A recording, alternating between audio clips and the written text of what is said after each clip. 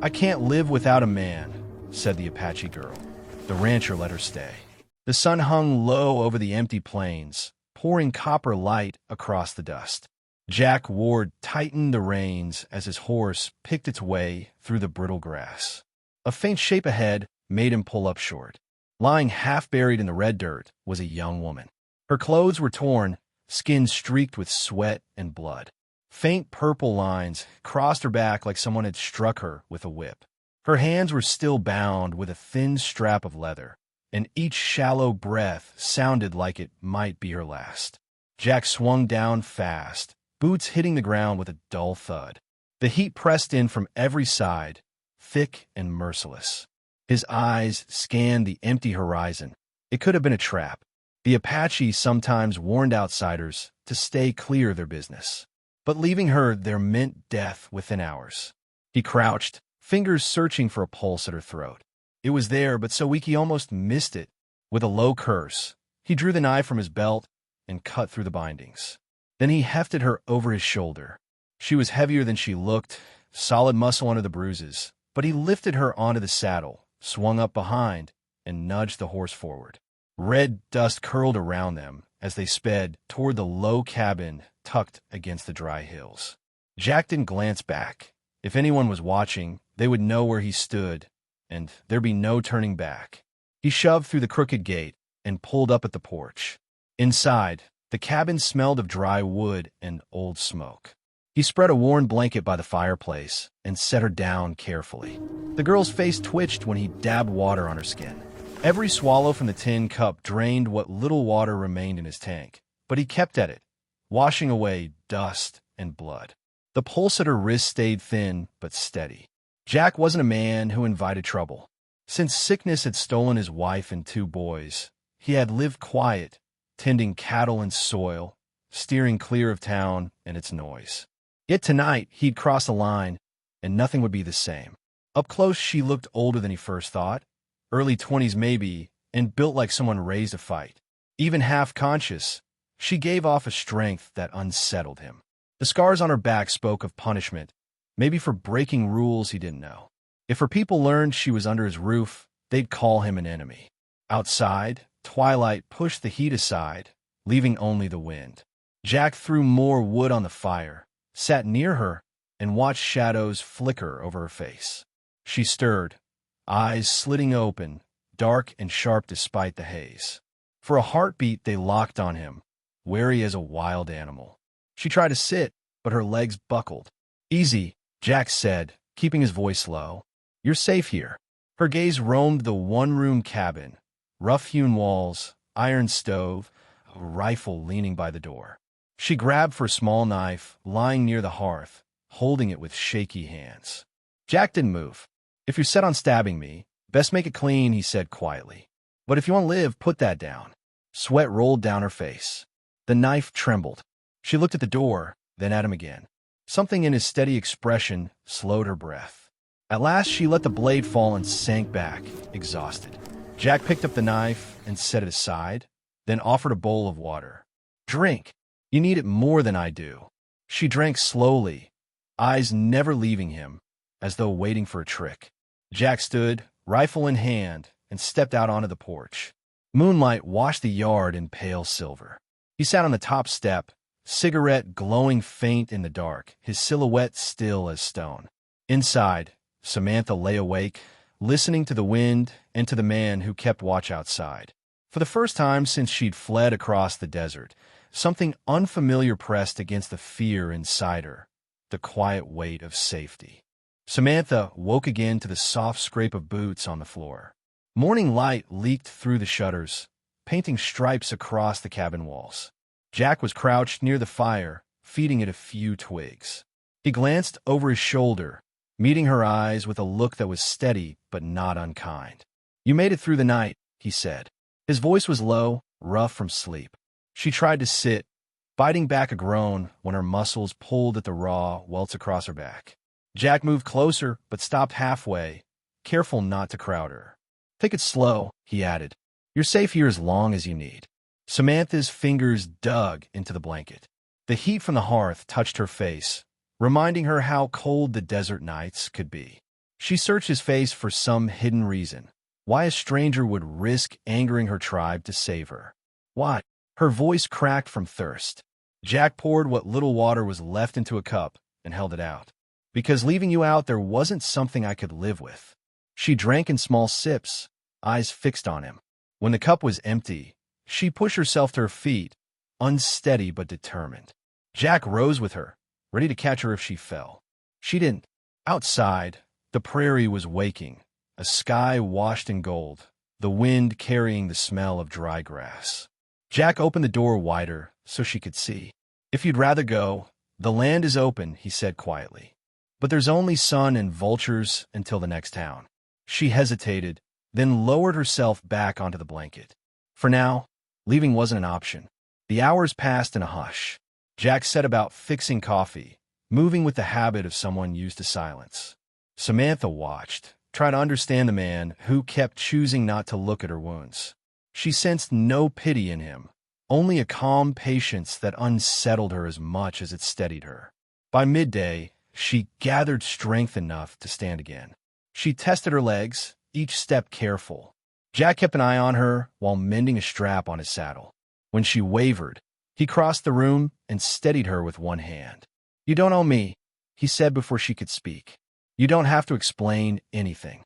Her lips parted as if to argue, then closed again. She simply nodded, accepting the quiet grace of his words. That evening, Jack pulled a rabbit from the snare line and cleaned it by the well. Samantha watched from the doorway, the fading sun lighting her hair like bronze.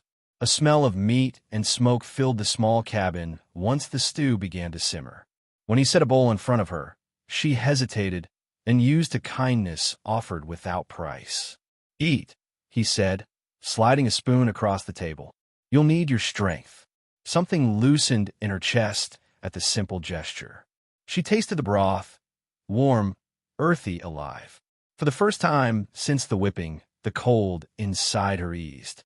Night settled over the land, stretching quiet between them. Jack sat on the porch, rifle leaning against his knee, staring at the horizon as if waiting for trouble to rise with the moon. Samantha lay on the bedroll, eyes half closed. She felt the strange weight of gratitude, sharp and fragile, and realized how long it had been since anyone had stood between her and the dark. By dawn next day, the wind had shifted. It carried the smell of dust and something tense, like a warning. Jack was outside, splitting wood, when Samantha stepped onto the porch. Her back was still bandaged, but her stance was firmer than the day before. She watched him drive the axe through a log, each strike clean and certain. "Morning," he said without looking up. She nodded, clutching the blanket tighter around her shoulders. "You work early." "Old habit," he replied, stacking the split pieces by the door. "Cattle don't wait for anyone." Samantha glanced toward the horizon, where the sun burned through a thin veil of clouds. The land stretched quiet and endless, a place where someone could vanish if they wanted. Yet she felt the weight of the tribe out there, somewhere beyond the ridges, waiting for her to surface. When Jack caught her staring at the distance, he straightened and wiped his brow with the back of his wrist. "They hurt you bad," he said gently, "but they don't get to finish it." His words startled her, steady, not meant to pry, but to plant something solid inside her. She looked away, unsure how to answer. Later, while Jack fixed a sagging fence line, Samantha drifted closer. She watched the way he set posts and tightened wire, every motion careful and sure. Without a word, she lifted a hammer and drove a nail where he'd left one waiting. Jack paused, surprised, then gave a short nod. They worked side by side until the fence stood straight again. A quiet rhythm settled between them. The thud of tools, the smell of dry earth, the occasional brush of their shoulders when they turned at the same time. By evening, the sky turned a deeper shade of red. Samantha stirred a pot over the fire, her movements deliberate, though her arm trembled from fatigue. Jack poured water into tin cups and set one beside her. "You're tougher than you think," he said. She glanced at him, a faint smile flickering before she hid it behind a sip of water. After supper, Jack sat on the porch, rolling a cigarette while Samantha stayed inside, sharpening a small blade she'd found near the hearth. The easy silence that had grown between them felt fragile, like a bridge over rough water. Then, from far off, came the sound of hooves. Jack froze, the cigarette halfway to his lips. Samantha heard it too. Her head snapped up, eyes wide. Dust was rising beyond the ridge, not a breeze, but riders closing in. Jack grabbed the Winchester from its stand and stepped into the yard. Samantha followed, knife in hand though her grip shook. 3 men on horseback rode up fast, their faces streaked with paint, weapons slung across their backs. They reined in at the edge of the clearing. The leader spoke, voice flat as stone. "Our woman is here. Give her back." Samantha's body stiffened, memories flashing like blades. Jack shifted, placing himself between her and the riders. "She's hurt," he said. "She stays until she's strong enough to walk." Another rider leaned forward, anger sharpening his words. "She's been cast out. Shelter her, and you make yourself our enemy." Jack didn't flinch. The rifle stayed steady, gray eyes fixed on them. "If you want her, you'll have to get through me." For a heartbeat, the air felt ready to crack. Dust swirled around the horse's hooves. The wind rattled dry branches against the cabin wall. Samantha's heart pounded as she watched Jack, standing unyielding, a single man against 3. At last, the leader's gaze darkened. "We'll return," he said. "Next time, not alone." He yanked the reins, and the group wheeled their mounts, galloping back the way they came, leaving only silence and the smell of stirred-up earth. Samantha's hand tightened on the knife until her knuckles ached. Jack lowered the rifle slowly, eyes still on the empty horizon. "They'll come back," he said, voice even but low. "If you're staying, we'd better be ready." Samantha met his eyes, something fierce rising in her chest. Not just fear now, but resolve. She nodded once, solid and sure. The air felt heavy that night, even after the riders vanished. Samantha stood in the doorway, the knife still in her hand, watching the horizon where dust had settled back to silence. Jack leaned the rifle against the wall and rubbed the back of his neck. For a moment, neither spoke. The moon slid from behind a cloud, silvering the yard, softening the lines of his face.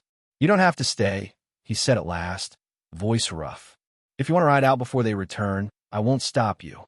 Samantha lowered the blade slowly. Her hands trembled, but her eyes held steady. "Running won't save me," she said quietly. "They'll find me wherever I go." Jack studied her for a long breath, then nodded. "Then we prepare."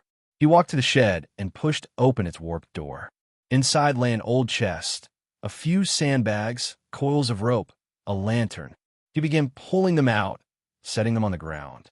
Samantha stepped closer, her bare feet stirring the dust. "What do you need me to do?" she asked. Jack looked up, searching her face. She wasn't just a wounded stranger anymore. There was something new in her posture, a readiness that matched the hard line of her jaw. "Help me block the windows," he said. For hours they worked side by side. She held boards while he hammered, the rhythmic thud echoing through the small yard. He showed her how to stack the sandbags low along the wall, how to wedge furniture to brace the door. Sweat traced lines through the dust on their skin. Sometimes their hands brushed, but neither pulled back. When they paused for water, Samantha sank onto the step, breathing hard. "I didn't think anyone would stand for me," she murmured, staring at the dry ground. Jack set down the canteen and crouched near her. "I don't make a habit of picking fights," he said, "but I don't walk away when someone's been left for dead." Her throat tightened. She had been taught not to trust easily. Yet here was this quiet man, risking everything for someone he barely knew. She wanted to tell him the truth about why her tribe had beaten her, but the words stuck, heavy and sharp. Instead, she asked, "Why are you out here alone?" He hesitated, eyes fixed on the horizon. "Lost my family a few years back. Sickness came through and took them fast. After that, it was just the ranch." Something in the way he said it, flat but weighted, made her chest ache. She rested her elbows on her knees, staring at the dirt between her feet. "I'm sorry," she whispered. Jack shrugged, though his face softened. Life takes more than it gives, some days. Later, when darkness wrapped the cabin, they lit the lantern and shared a meal of beans and dry bread. Samantha ate slowly, each bite an effort, but she felt strength creeping back into her limbs. Jack leaned against the wall, long legs stretched, eyes half on her, half on the window. "You know they'll come in numbers," he said. "Maybe 20 or more. If they see you here, they won't stop to talk." Samantha traced a finger along the rim of her tin cup. Fear pricked at her edges, but beneath it a stubborn fire burned. "Then I stand with you," she said. He searched her face, as if to be sure she meant it. Whatever he saw there settled something in him. He nodded once. Outside, the wind picked up, rattling the fence posts. The cabin, patched and reinforced, felt different now. Not just a refuge, but a place they had claimed together. When they finally laid down for the night, Samantha kept the knife near her side. Across the room, Jack rested the Winchester against the wall, close enough to reach without thinking. The faint glow from the hearth painted the beams above them in soft gold. Sleep came in fits. Each time Samantha startled awake, she saw Jack's outline, steady in the shadows, listening to every creak. The steadiness of it, the quiet promise in the way he stayed awake while she drifted, wove through her nerves like a thin thread of calm. By dawn, the yard was washed in pale light. Samantha stepped outside, the cool air brushing her skin. She felt taller somehow, no longer just someone waiting to be hunted. Jack joined her, coffee mug in hand, eyes scanning the horizon. For a while they stood side by side, silent, watching the sky brighten over the dry hills. 3 days passed without a sign of riders. The quiet almost felt heavy, as if the land itself was waiting. Jack and Samantha used the time to get ready.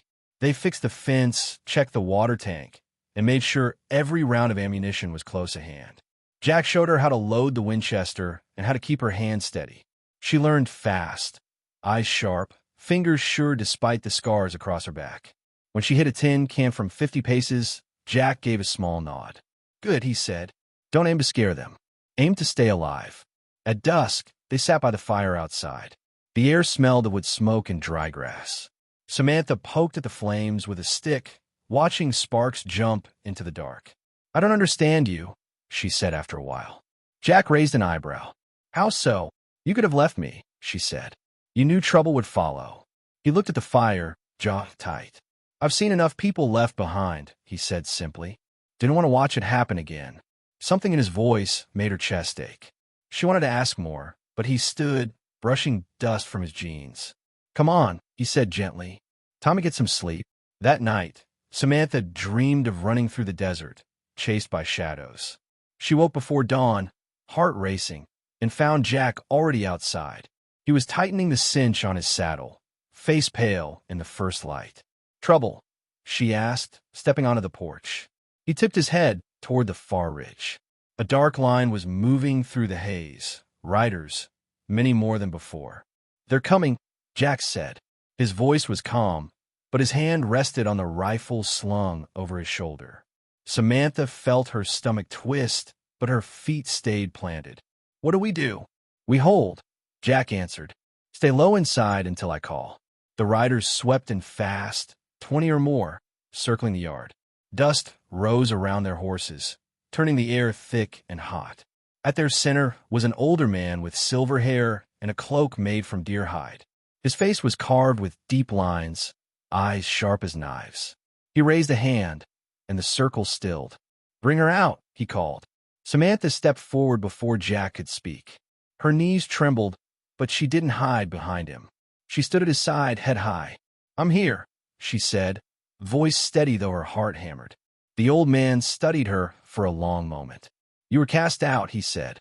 "Do you still refuse your people?" "I refuse a sentence that wasn't fair," Samantha replied. "I won't live under it." A ripple moved through the riders. Some scowled, others looked away. The elder turned his gaze to Jack. "You keep her. That means her fight is now yours. If blood spills, it is on both of you." Jack didn't blink. "I understand," he said. The elder lowered his hand. "At dawn we will return with our counsel. If she stays, she will no longer be of our blood." He pulled his reins, and the riders turned, thundering back into the open land. When they were gone, the silence felt thick enough to touch. Samantha let out a shaky breath she hadn't realized she was holding. Jack rested a hand on her shoulder. Light, steady. "They'll be back," he said.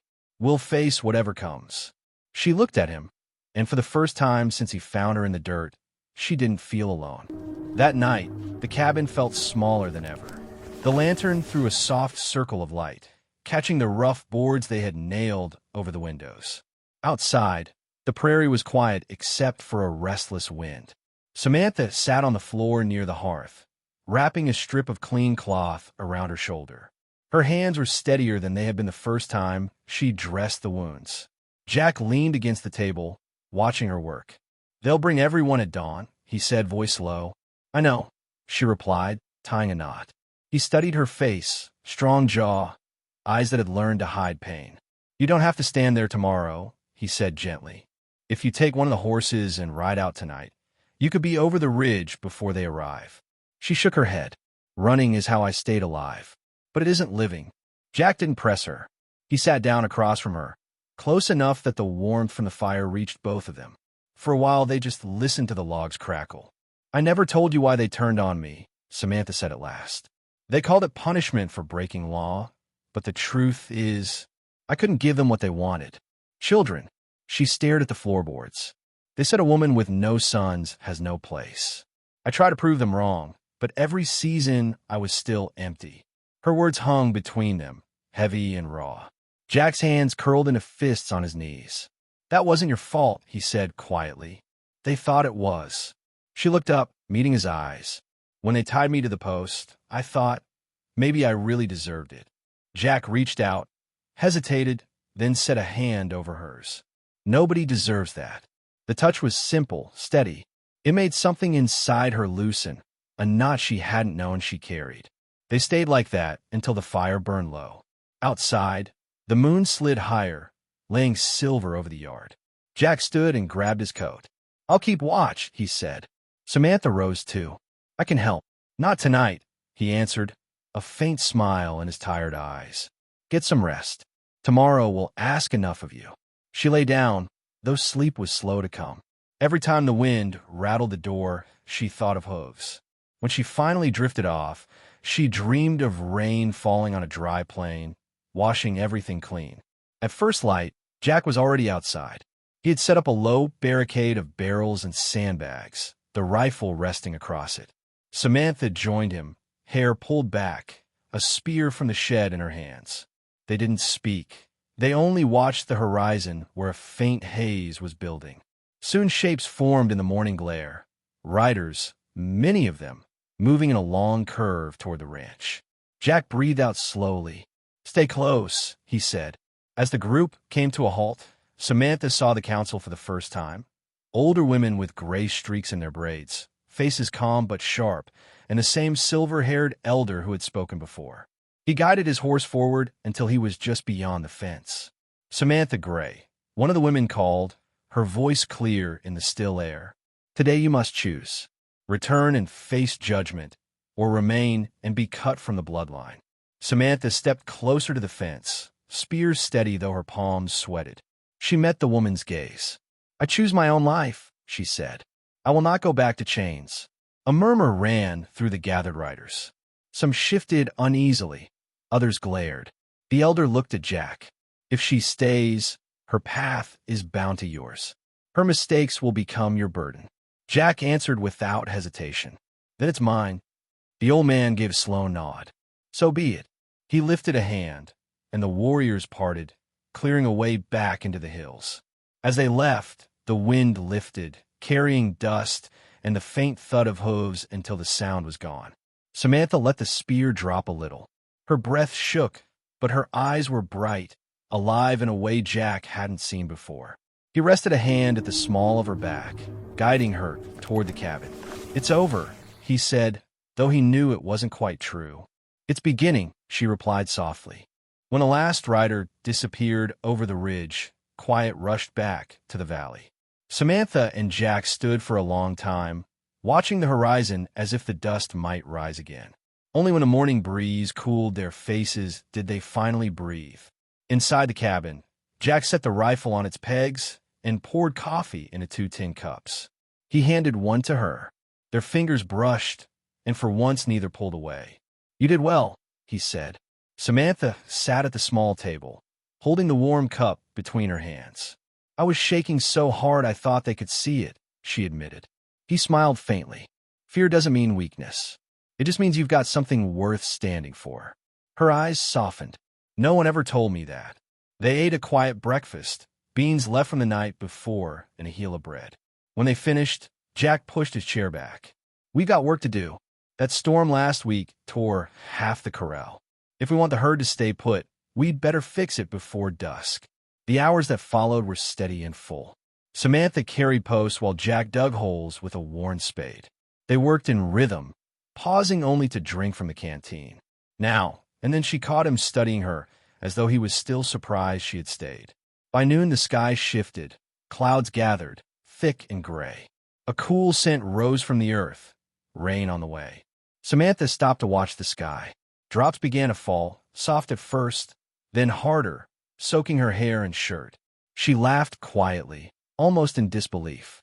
Jack looked up from the fence, rain streaming down his face. "Haven't felt a real storm in months," he said. The rain washed over them, turning the dust to dark clay. Samantha tilted her face to the sky, eyes closed. Water mixed with the faint lines on her skin, rinsing away the last film of sand and dry blood. When the storm eased, the air smelled new, like wet soil and fresh grass. They walked back to the porch, boots heavy with mud. Jack dropped into a chair, lighting a cigarette with hands that were finally steady. Samantha leaned against the rail, hair dripping, a quiet smile curving her lips. "This place feels different now," she said. Jack blew out smoke, watching it curl into the damp air. "So do you." She met his eyes, and something passed between them. Not words, not even a promise, just a quiet understanding that they were no longer strangers thrown together by chance. That evening they sat by a small fire in the yard. The sky cleared to a deep blue, dotted with stars. Samantha laid her spear beside her, no longer clutching it like a shield. Jack stretched his legs and tipped his chair back on two legs. "You've got a choice now," he said after a while. "No one will hunt you. You could head south, start new somewhere else." She studied the flames for a long moment. "Do you want me to leave?" she asked. He shook his head, eyes reflecting the firelight. "I've been alone a long time. Feels like this place finally has room for more than one heartbeat." A quiet smile touched her mouth, small but real. For the first time since he'd carried her from the dust, she felt safe enough to imagine a future. The morning after the storm, the land shone as if scrubbed clean. Puddles glittered between tufts of grass, and the air smelled of wet clay and new beginnings. Samantha stood barefoot in the yard, letting the cool mud seep between her toes. Jack came out carrying 2 mugs of coffee. He handed one to her, then leaned against the porch rail, taking in the view. "Doesn't even look like the same country," he said. She nodded, wrapping both hands around the warm tin. "Feels like everything that hurt is somewhere behind us." They walked the fence line together, checking where the rain had pressed the soil flat. The ranch looked different now. Posts sturdy, yard swept clean, the promise of green just beneath the surface. Every step reminded Samantha how close she had come to never seeing another morning. Back at the cabin, Jack brought out a box of seeds he had saved from years past. "Thought I'd try planting again," he said. "Maybe we can get something growing along the edge of the field." "We?" Samantha asked, a hint of a smile tugging at her lips. "Only if you want to," he said. She looked at the freshly washed earth, then at him. "I do." All afternoon, they worked side by side, breaking up the wet soil, dropping seeds, covering them with soft handfuls of dirt. Their laughter, small and rare, mixed with the quiet song of meadow birds returning after the rain. For the first time in years, Jack felt the weight inside his chest lighten. When the sun slipped low, they sat on the porch steps, shoulders touching. Samantha rested her chin on her knees, watching the fading gold spread over the hills. "I used to think my life was already decided," she said softly, "that I had to stay where people put me, even if it killed me." Jack's gaze stayed on the horizon. "Life has a way of trying to cage people," he said, "but we get to choose whether to stay locked inside." Samantha turned toward him, eyes calm but bright. You gave me a chance to choose. You took it, Jack said. That was all you. They sat in an easy silence as the sky turned deep purple. The land smelled of new grass, and the first stars blinked awake above them. In that quiet, Samantha understood the lesson hiding beneath everything that had happened. No past, no rule, no wound could decide her worth. What mattered was the strength to stand, even if it meant standing with only one person against the world. Jack reached for her hand, rough and steady. She didn't pull away. Together, they looked out over the fields, knowing there would still be hard seasons, but also knowing they wouldn't face them alone. Sometimes home wasn't a place built from wood and nails. Sometimes it was the moment you let yourself believe you deserved safety, love, and a chance to grow.